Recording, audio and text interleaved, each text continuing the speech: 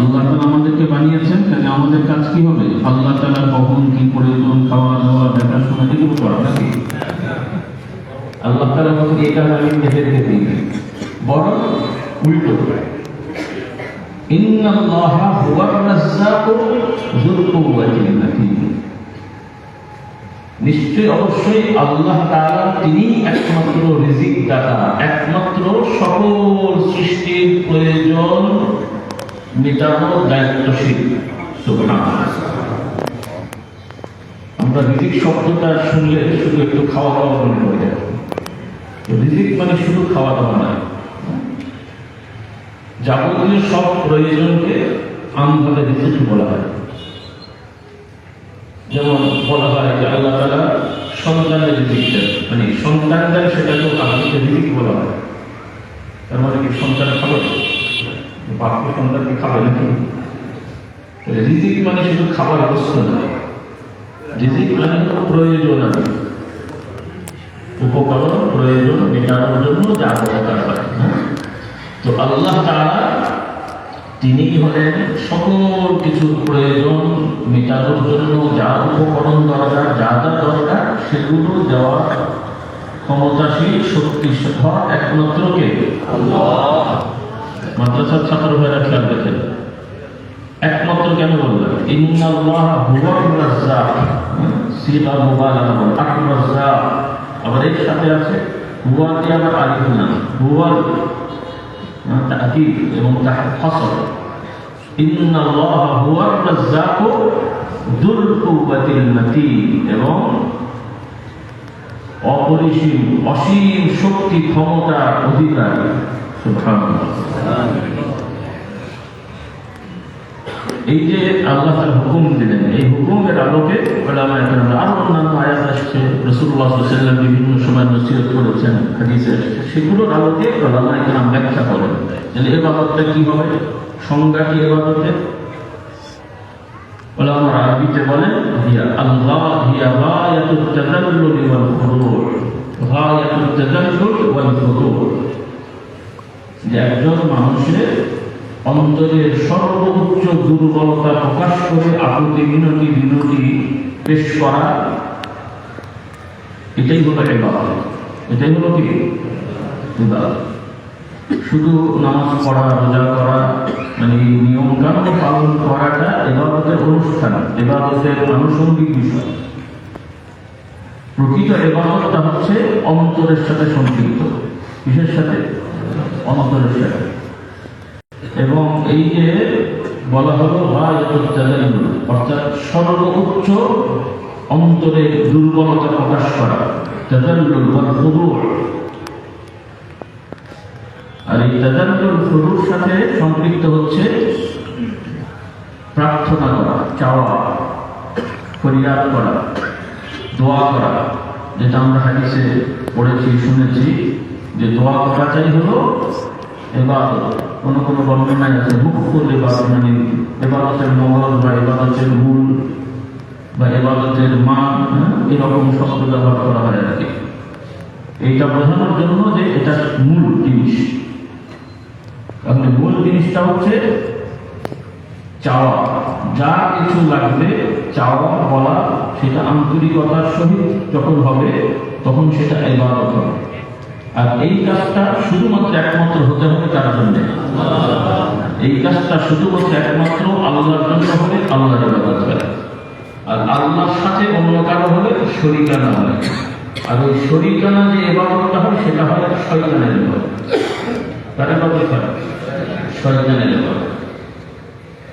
যে লোক আল্লাহ তাআলার সাথে সাথে নবী ওলি ভালো মানুষকে ডাকছে, খারাপ মানুষটা বাদ দিলাম আমরা।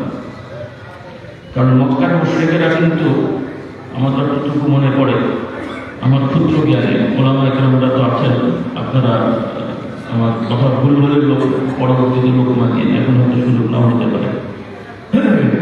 মক্কা শরীফের মুশরিকরা এবং অন্যান্য ধর্মের মুশরিকরা, মানে অন্যান্য ধর্মের সবাই মুশরিক, কেউ কেউ বলে যে অমুকরা কাফের, তবে মুশরিক না, এরকম শব্দ আমি শুনেছি। আল্লাহ তাআলা আমাদের বুঝতে না করুন। তো যারা বিশ্বাসী করে আল্লাহর সন্তান হয়, তো তাদের শিরিক করা বাকি থাকে নাকি? অনেক সময় আমরা ভুলিয়ে ফেলি, ওটা ঠিক কি হবে? আল্লাহ আমাদেরকে সঠিক বুঝদান করবে। এই জন্য শুনতে খারাপ লাগে কথাটা, কিন্তু বোঝার জন্য আমি বলি আগে, অন্য ধর্মের সাথে আমাদের মৌলিক তফাৎই হচ্ছে যে অন্য ধর্মের লোকেরা যদিও তারা দাবি করেন আমরা স্রষ্টার ইবাদত করি, দেবদেবীকে ডাকি, ভালো মানে মহামানবদের কাছে আমরা সাহায্য চাই, কিন্তু তাদের এই কাজটা মূলত শয়তানের ইবাদত হয়। তার ইবাদত হয়। আপনারা মাইন্ড করেন না, যদি গালাগালি শুরু করে দিল, কারণ আল্লাহ তাআলা কোরআনে বলেছেন, হ্যাঁ, আল্লাহ তা'বুদুশ শাইতান, আল্লাহ তা'বুদুশ শাইতান, আল্লাহ তাআলা বলেছেন তোমরা শয়তানের ইবাদত করো। শয়তানের ইবাদত ইদানিং আমেরিকায় একটা গ্রুপ নাকি বের হয়েছে, নতুন ধর্ম আবিষ্কার করেছে যে তারা শয়তানের ইবাদত করে। তাদের দর্শন হলো যেহেতু শয়তান আমাদেরকে বিপদে ফেলে, ঝামেলা করে, এই জন্য শয়তানের ইবাদত করে খুশি রাখে যেন তারা আমাদেরকে বিপদে না হয়।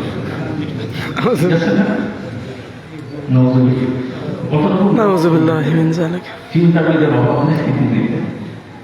এই জন্য শয়তানের ইবাদত করার একটা ধর্ম কিছুদিন আগে, মানে কয় বছর ঠিক জানি না, মানে আবিষ্কার হয়েছে। আর অন্যান্য যেগুলো প্রচলিত ধর্ম তারা শয়তানের সাধারণত সরাসরি ইবাদত কিছু কিছু করে। আফ্রিকান অঞ্চলে কিছু কিছু লোক আছে আদিবাসী, তারা স্পষ্ট শয়তানের ইবাদত করে, যে দেবীর ইবাদত করে, শয়তানের ইবাদত করে। তো শয়তানের ইবাদতটাই হলো আল্লাহ তাআলার সঙ্গে অথবা আল্লাহ তাআলা বাদে অন্য কোন সৃষ্টির কাছে গাইবী বিষয়ে যে বিষয়গুলো আল্লাহ তাআলা মানুষকে দেননি।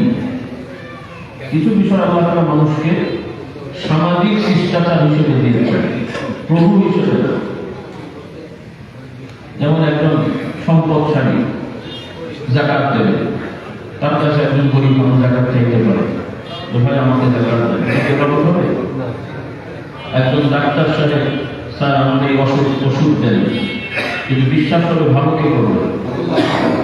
একজন ভালো মানুষ আলেম, কোরআন হাদিস জানেন, তাকওয়া পরহেজগারি আছে, তার কাছে আমরা ঝাড়ফুঁক নিলাম, রুকিয়া যেটাকে বলা হয়, হুজুর আমার একটু সমস্যা, একটু আমাকে রুকিয়া করে দেন। তিনি কোরআন কারীমের আয়াত অথবা রাসূলুল্লাহ সাল্লাল্লাহু আলাইহি ওয়াসাল্লামের শেখানো দোয়া অথবা যে শব্দগুলো আল্লাহ তাআলার কাছে সাহায্য চাওয়া হয়, এই ধরনের বাক্য দিয়ে দোয়া করে তিনি ঝাড়ফুঁক দিলেন, তার পূজা করা হবে।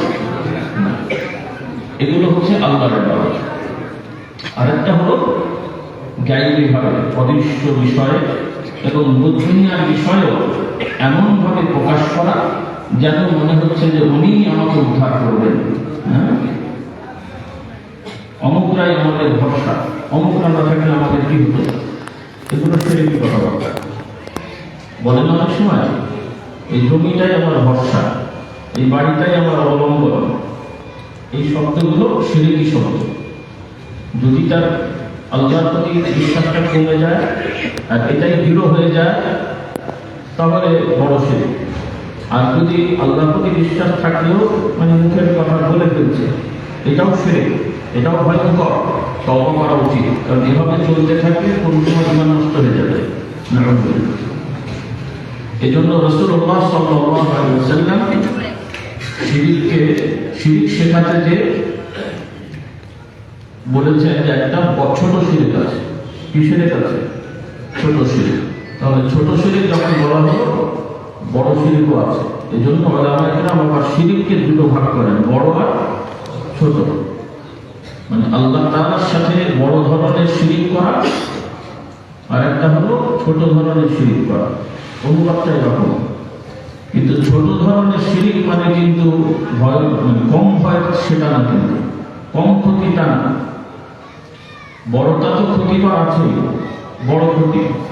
ছোটটার ব্যাপারে রাসূলুল্লাহ সাল্লাল্লাহু আলাইহি ওয়াসাল্লাম বলছেন যে আমি তোমাদের প্রতি বেশি ভয় পাই ছোট শিরক। রাসূলুল্লাহ নিজেই বলেন ছোট শিরক, কিন্তু বলছেন এটাই আমি বেশি ভয় পাই। কারণ বড় শিরক যারা মুশরিক, কাফের, অন্য ধরনের তারা করে, তারা তো স্পষ্ট প্রকাশ্য। আর ছোট শিরক গুলো দেখতে শুনতে খুব দিনরাত পরেজগার আল্লাহওয়ালা তাদের মধ্যে ঢুকে যায়। তাতে কি হয়ে যায়, সে নিজেও মনে করে আমি খুব মুত্তাকি পরেজগার আল্লাহওয়ালা ভালো, মানুষও তাকে মনে করে মুত্তাকি পরেজগার ভালো, কিন্তু তার ইবাদতগুলো কোথা দিয়ে নষ্ট হয়ে যাচ্ছে তার কোনো খবর নেই। আল্লাহ আমাকে হেদায়েত দান করুন, আমিন। আশা করি আপনাদের মনে আছে ছোট শিরক কি? ভয়ঙ্কর। হ্যাঁ হ্যাঁ, লোক দেখানো ইবাদত, রিয়া রিয়া দেখানো ইবাদত। ছোট শিরক হলো আরবিতে বলা হয় রিয়া। রিয়া অর্থাৎ যেই কাজগুলো শুধুমাত্র একমাত্র আল্লাহ তাআলার সন্তুষ্টির জন্যই হওয়া দরকার, এমন কাজগুলো আল্লাহ তাআলার সন্তুষ্টির চিন্তা থাকলেও মানুষও যেন বাহবা দেখে, আল্লাহ তাআলা সওয়াব দেবে, পাবলিকও হারিয়ে যাবে, দুটো মিলিয়ে দিবে, তাই না? আমরা হুজুররা ওয়াজ করবো, আল্লাহ তাআলা যেন সওয়াব দেয়, মানুষও যেন একটু হারিয়ে যায়, দুটো মিলালে অনেক লাভ না? কি অনেক লাভ হলো না? সব কল্যাণ করে আমও গেল, দুঃখ ঢুকলে হবে না। শুধুমাত্র আল্লাহ তাআলার জন্যই হতে হবে। মানুষ হারিয়ে দেবে কি বাহবা দেবে কি গালাগালি করবে, ও নিয়ে টেনশনের কোনো দরকার নেই। ওমা উমিরু ইল্লা লিয়াবুদুল্লাহা মুখলিসিনা লাহুদ্দিন, এই নীতিতে আসতে হবে। ওই রকম যে কোনো কাজ, দান খয়রাত হচ্ছে, আল্লাহ তাআলা সওয়াব দেবে, লোকও জানুক আমি অনেক কিছু করি, জনসেবা করি, অনেক সওয়াব হচ্ছে নাকি না? নষ্ট হয়ে গেল। মসজিদে যে এমন ভাবে নামাজ পড়ছি, ভাবসাব এরকম মনে অসবাসা হচ্ছে, লোকে দেখুক আমি খুব সুন্দর করে নামাজ। একটা প্রশ্ন দিয়ে শুরু করবো ইনশাআল্লাহ, সেটা হলো আমরা তো জানলাম আল্লাহ তাআলা মানুষ এবং জিন সম্প্রদায়কে ইবাদতের জন্য সৃষ্টি করেছেন। এখন ইবাদতের জন্য পৃথিবীতে অনেক ধর্ম